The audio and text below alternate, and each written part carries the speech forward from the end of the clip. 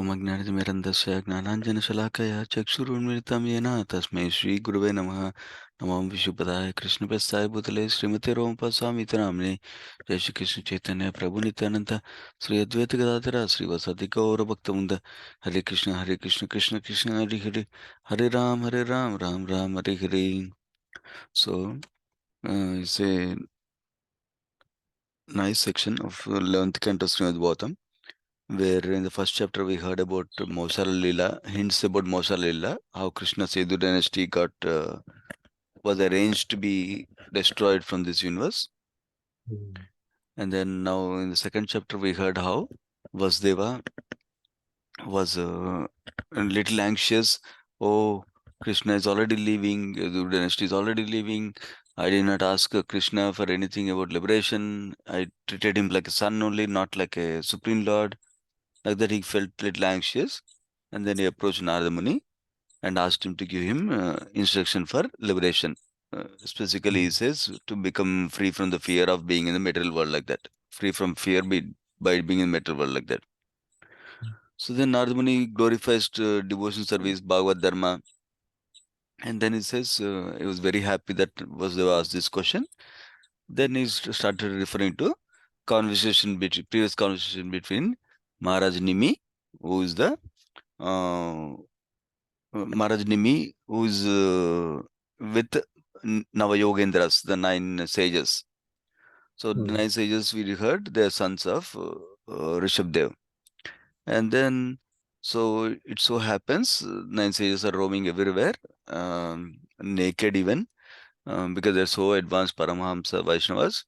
So they happen to come to King Nimi's place. And King Nimi welcomed them, received sadhus so nicely, like Vedic culture recommends. And then he doesn't ask, how are you? What are you doing? Instead of that questions, he directly jumps into the transcendental questions Mm. to him. So that's what was discussed last time, wherein first question was already discussed and answer was discussed. First question was, what is the supreme good to everyone? Like that, he asked the question. Then out of the nine Navigandras, each one of them answers the nine questions that Maharaj Nimi placed before them. So first question is answered by Havi. Uh, I think his name is Havi. Is that right? Let me see. Mm. Mm. Kavi. Okay. First question is Oh, answered by okay. Kavi. And then he says Bhagavad Dharma is the best. And then he tells about Bhagavad Dharma and how it will free oneself from fear and how Bhagavad Dharma is to be done. Supreme Lord glories he defines also in that section, for answering the Mm. first question. Then, in the end of the last section, last verse of the last time, last two verses of the last time, where question two was asked by Nimi, Maharaj Nimi. So Mm. after understanding that devotion service is the best, he asked now, please tell me details about devotees. Please tell me different levels of devotees and how are they supposed to be respected. What are the natural symptoms? How do I recognize the devotees so that I can respect them properly? And then he asked about what kind of devotion, how do they do devotion service? Please tell me. And then, yeah, how do they speak? Please describe the symptoms and characteristics. Mm. Yeah, by which Vaishnavas become dear to Krishna, like that he asked.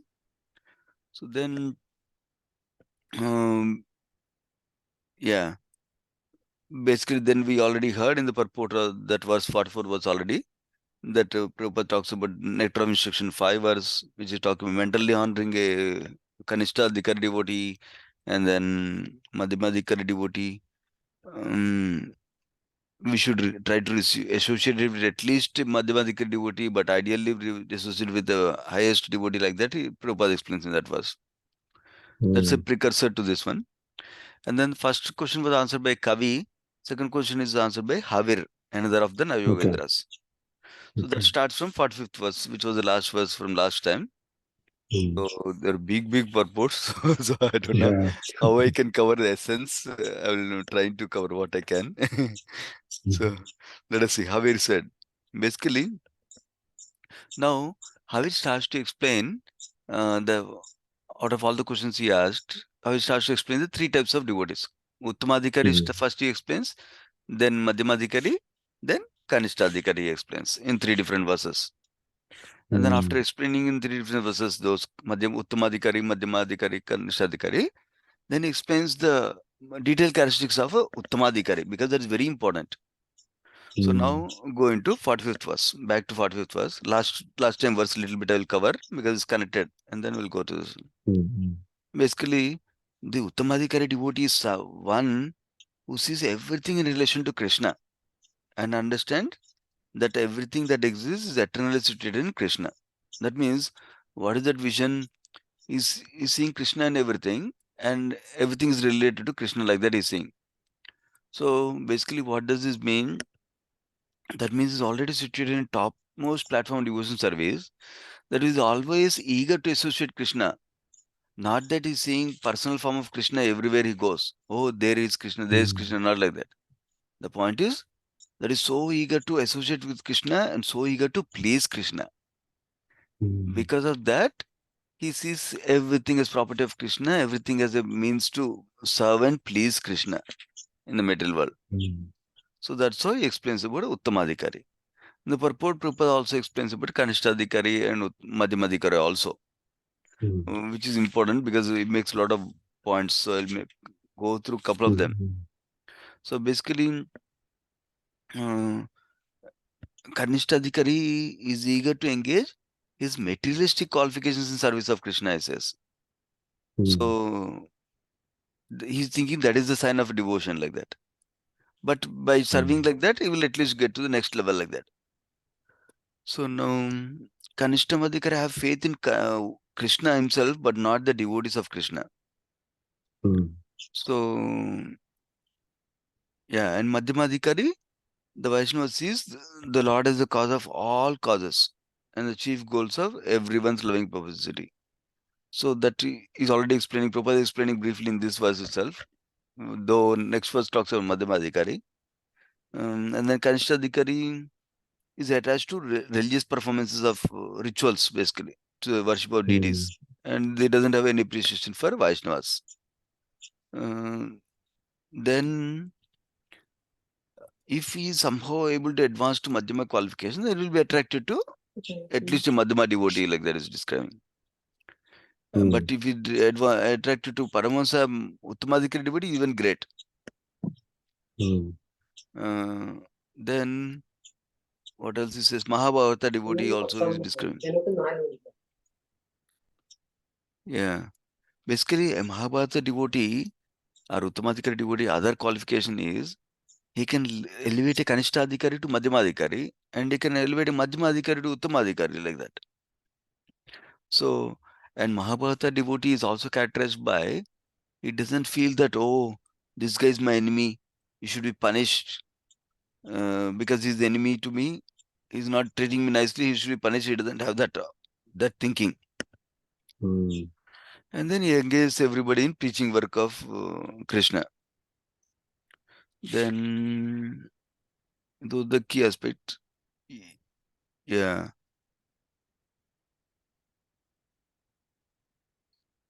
Okay. Yeah. Those are the main aspects in this verse now. Now going to the next verse is describing about Madhyamadikari devotee. So Madhyamadikari devotee is one who has characterized by 4 things, like we commonly hear. One is he offers his love to Krishna, is a friend to all the devotees, and he shows mercy to ignorant people who are innocent, and who are envious people, he stays away from them. So now, purport has beautiful points mentioned accordingly. First is that preachers in Madhyamadikari, they should avoid the envious people while preaching, or atheistic people they should avoid, like that. But even though they're saying avoid, that doesn't mean we should develop hatred for them. We should still think about their welfare only. Because the only reason we're avoiding is, 2 reasons we're avoiding is, because they will spoil our faith, number 1.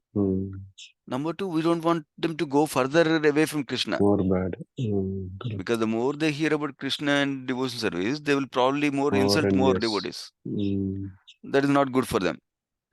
So that's why preachers or Madhyamadikar preachers are encouraged to avoid the envious people like that. mm, So that's why we should avoid the association of envious people like that. And he says, even great devotees like Bharat Maharaj, Vyasdev, and Sukadeva Goswami also didn't give mercy indiscriminately. They're very mm, careful also.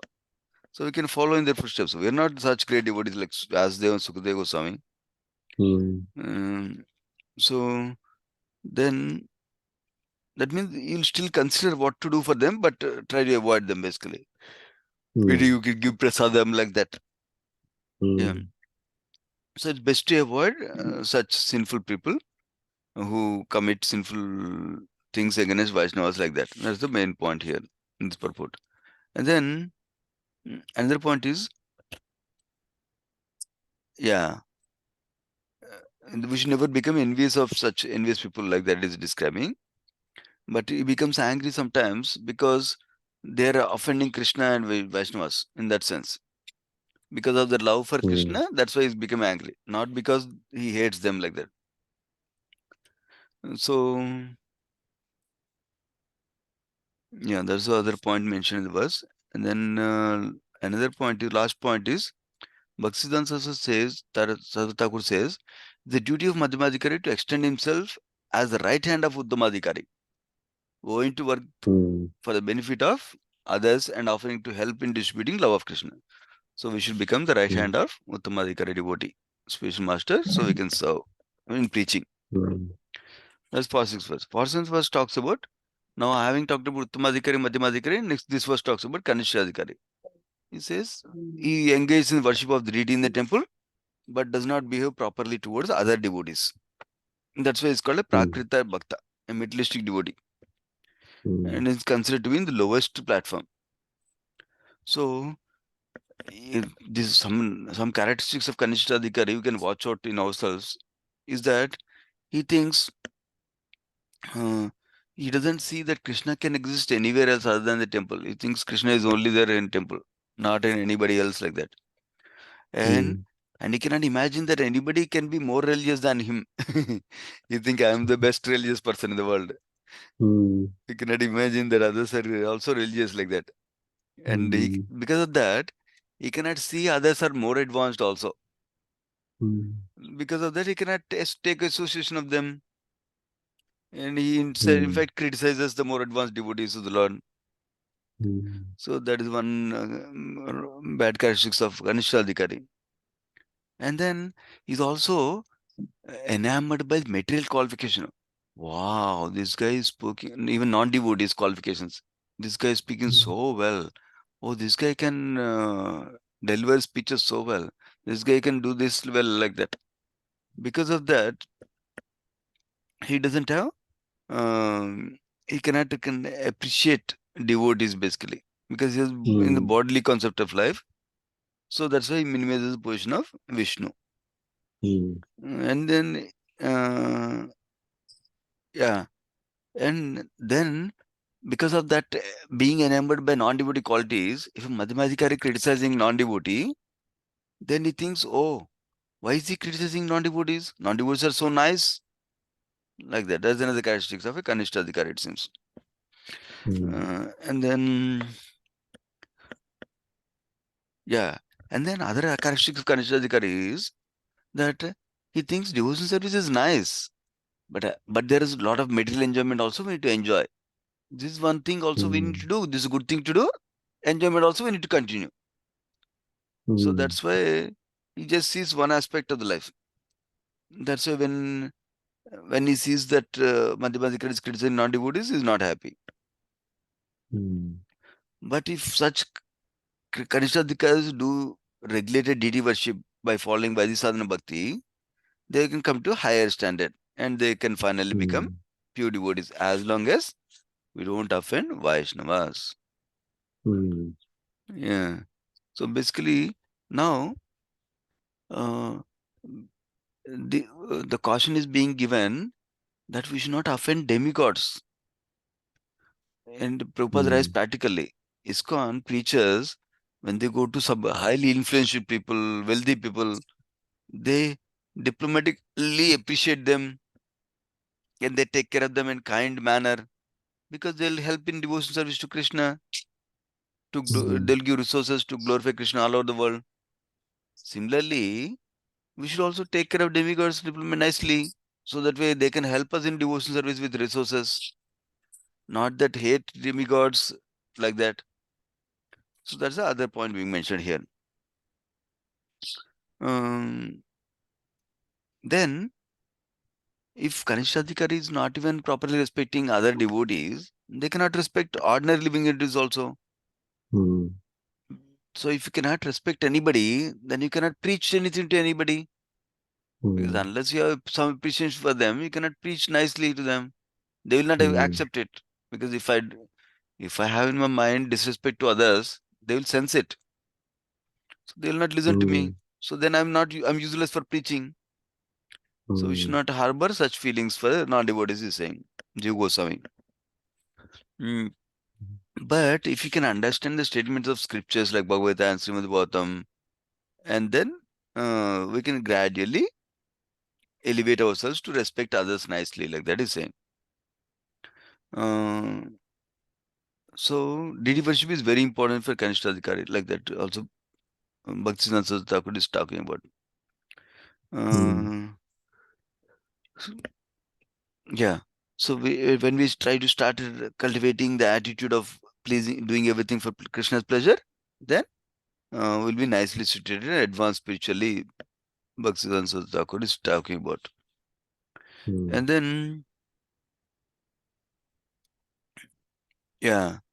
So then the and another thing is because we're not able to appreciate Lord's devotees and other paraphernalia, that indicate that we're still affected by karmavadis and mayavadis. What does that mean? Hmm. That means I still want to enjoy materially and I still want to have impersonal influences. That's why I'm not able to Hmm. appreciate Vaishnavas. Because Krishna is always with his devotees, either gopis, gopas, or peacock, or cows, like that. He's never alone. So we should take care of devotees also nicely. Hmm. Mm,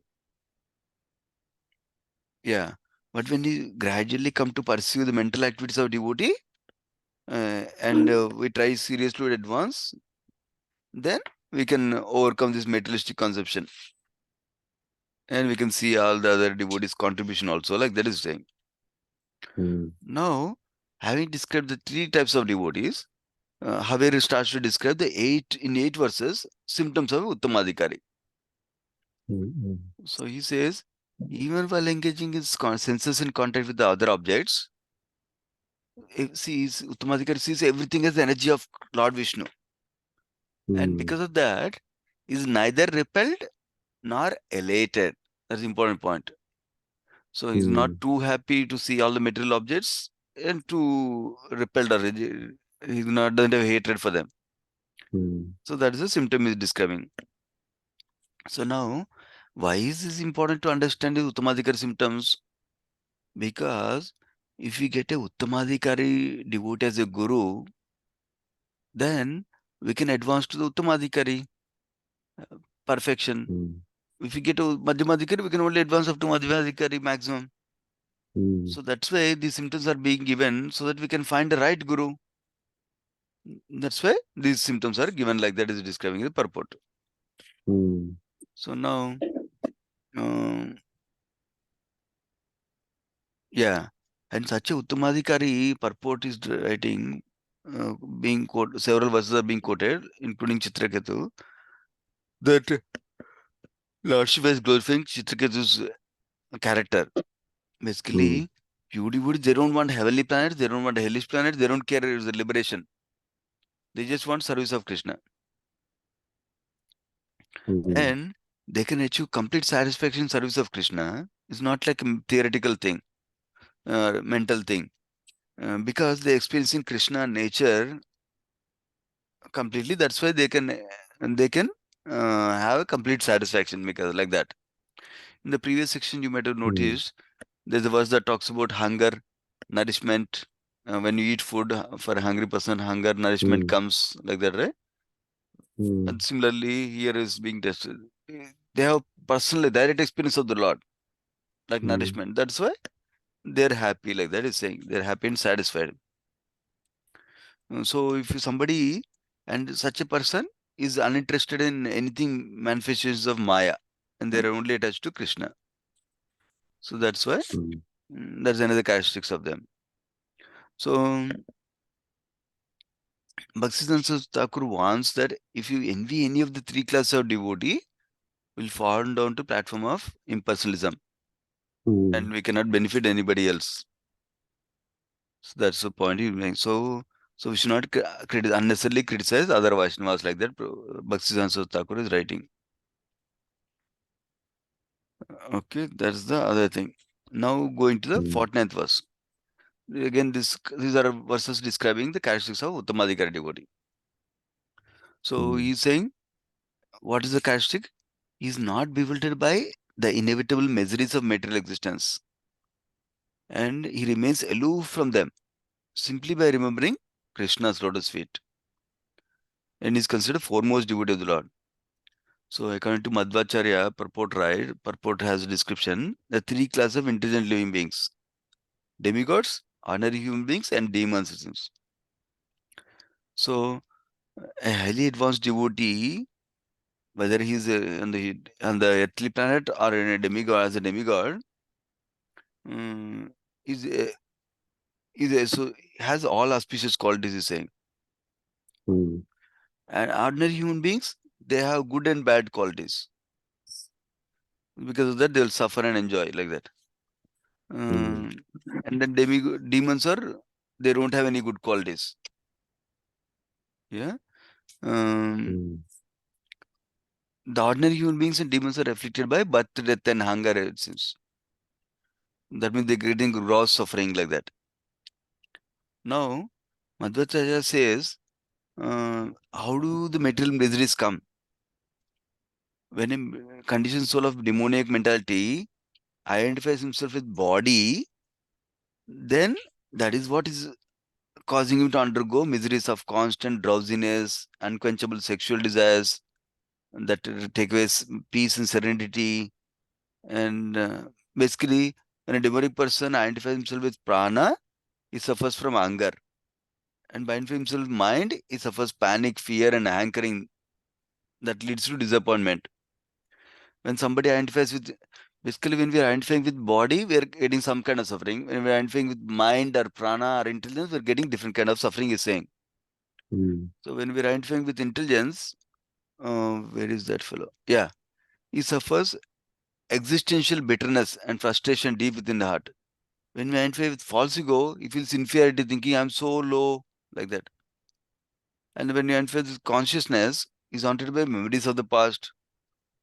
Um, so basically, these miseries come for demonic people because of the identification with body, mind, intelligence, consciousness, false ego, like that is saying.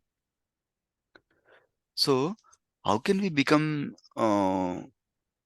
Uttamadhikari? Bhaktisiddhanta Thakur is writing the purport. Uh, if one is fortunate, he gradually becomes disgusted with limited vision and activities of Kanishtadhikari and learn to appreciate the expanded vision of Madhyamadhikari. So, who is able to recognize that everyone is a devotee of Krishna and that one Hmm. achieves perfection of life by following the footsteps of Uttamadhikari. So, as we grow in bhakti and one repeatedly bathes in the dust from lotus feet of pure devotee, then we can become Uttamadhikari. Basically, you need to serve the instructions of a pure devotee. Take association of pure devotee. That is the way to become Hmm. pure devotee. Uttamadhikari. So there is another aspect given here. Going to the next verse, 50th verse. Again, characteristics of Uttamadhikari. One who has taken exclusive shelter of Krishna. Wherever Supreme Lord is given, I'm saying Krishna. Yeah, Hmm. Hmm. and he becomes free from fruitive activities. That means trying to enjoy material things, which are based on Hmm. material lust. That is one characteristic of the and is freed from even the desire to enjoy material sense gratification. And plans for enjoying sex life, social prestige, and money cannot develop within his mind, it seems. That's the characteristics of basically, he doesn't have enjoyment propensity, whether it is sex or prestige or money, like that. So, in the purport, Sridhar Swami commentary is given. So their activities of pure devotee are free from material envy, false elation, delusion, and lust also like that. So in the purport, another important point is Vaishnava preachers, we should act on that highest platform of Bhagavatatma, so that they can give clear guidance to humanity without even slight attraction to material changes like that. Um, so if somebody is not able to directly take to the process of Bhakti Yoga, they should be educated at least to recognize Uttamadhikari and accept his guidance, it seems.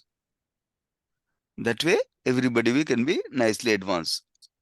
And then another point he is making is, purport is coming is, devotees in Grihastha order wish to regulate in temple functions, daily see the deity of Krishna, chant the holy names of Krishna, access the remnants of Krishna deity, and hear discourses of Bhagavad Gita and Srimad Bhagavatam. So these spiritual facilities we need to take advantage, is saying, and follow the regulatory principles, four regulatory principles, and is a bona fide member of Vaishnava community. So that's what is describing. Now going to the next verse, 51st verse. Birth in an aristocratic family and the execution of austere and pious activities certainly cause one to take pride in himself.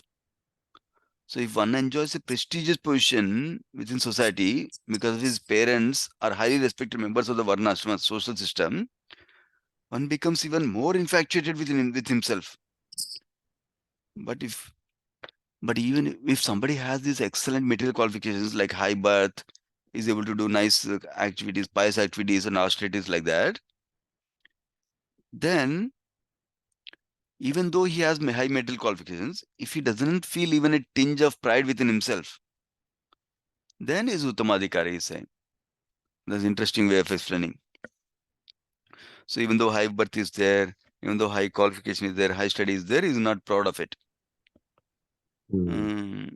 Then let me see. Yeah, there are two main points in the purport.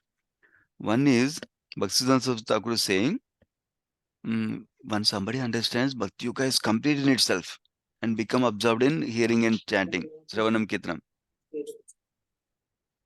Yeah, you can feel free to go whenever you need to go, Prabhuji. Yeah. Sure, Prabhu, yeah. Yeah.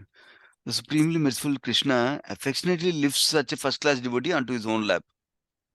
So Supreme Lord can be only pleased by unalloyed devotion and not by arrangement of something around the body level with pride. So, so we should never become proud of our material qualifications, and we should give up false pride and always remember that we are a humble servant of Krishna. That is the point being made in the purport. Now, text 52 says, when a devotee gives up selfish conception by which one thinks this is my property and that is his property, and when is no longer considering the pleasure of his own material body or indifferent to discomfort of others, he becomes fully peaceful and satisfied. He considers himself simply one among all the living beings who are equally part and parcel of Supreme Lord. Such a satisfied Vaishnava is a Uttamadhikari, is saying. So basically 2 points being made. That means we are not simply concerned about our body, how to give enjoyment body like that. And that is, you're indifferent to discomfort of others also. That means you're not so much worried. We're thinking everybody is a son of Krishna in that sense. Then we're satisfied like that. So, a couple of points in the purport. Great kings such as Yudhishthira Maharaj, Parikshit Maharaj, and other Vaishnavas have engaged entire universe in service of Krishna without thinking this is mine like that. And then one should be concerned with bringing the conditioned souls to the platform of devotion service so that all their suffering will go away. That is the actual purport of not distinguishing one body and another like that. Then text 53 is another verse that is describing the Uttamadhikari symptoms. Let me see. Up to text 55 is Uttamadhikari symptoms are coming up. So I'll make a bookmark for this verse. Okay. 53 verse. The lotus feet of Krishna are sought even by the greatest of demigods. A pure devotee can never forget those lotus feet in any circumstance. These are symptoms of Uttamadhikari. And he will not give up Krishna's shelter for a single moment also. Even if somebody is giving benediction of ruling and enjoying the opulence of the entire universe, you become the emperor of the entire universe. You can enjoy everything in the universe. Still, they doesn't live it. So basically, none of the material facilities in anywhere in the universe will not attract him and will not distract him from pure devotion to Krishna. That's why he can never possibly fall from Krishna's service because he's so much attracted and attached already. 54th verse. So the fire of material suffering will not burn such a devotee. The effulgence emanating from those nails resemble cooling moonshine, for it instantly relieves suffering within the heart of the pure devotee. So here the point being made is material lust exemplified by uncontrolled sexual desire is exactly like a blazing fire, it seems. So that will take away peace and happiness of a conditioned soul. So the pure devotees of the Lord, they place a cooling jewel like lotus feet within their hearts. That's why all of the pain and suffering of material existence are extinguished, including the material lust.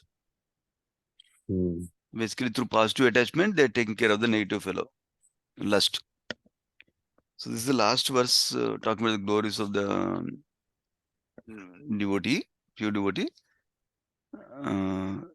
Krishna is so kind to the conditioned souls, but if they call upon him by speaking his holy name, even uninterested or unwillingly, the Lord is inclined to destroy innumerable sinful reactions in their hearts. So when a devotee who is taken shelter of Krishna's lotus feet chants Krishna's holy name with genuine love, Krishna can never give the heart of such a devotee. So now he is describing the symptom of a devotee. One who has thus captured Krishna within his heart is to be known as the most exalted devotee of the Lord. Basically, somebody who has chanted holy name nicely for a long time and taken shelter of Krishna's lotus feet by chanting holy name with genuine love, Krishna doesn't leave his heart. So such a person is an advanced devotee. Basically, he attracts the Lord by his love, so that Krishna can never give up his heart, basically. And then he can never be attracted by women or friendship in society, love within the material world, like that. That's why Krishna will stay in this heart, like that. Okay, the another point is being made is if a devotee is absorbed in loving devotional service of Krishna, he's always glorifying Krishna's service. Therefore, even if you chant the holy name of Krishna with improper attention, but because he's in service of Krishna, the mercy of the Lord purifies all his sinful reactions.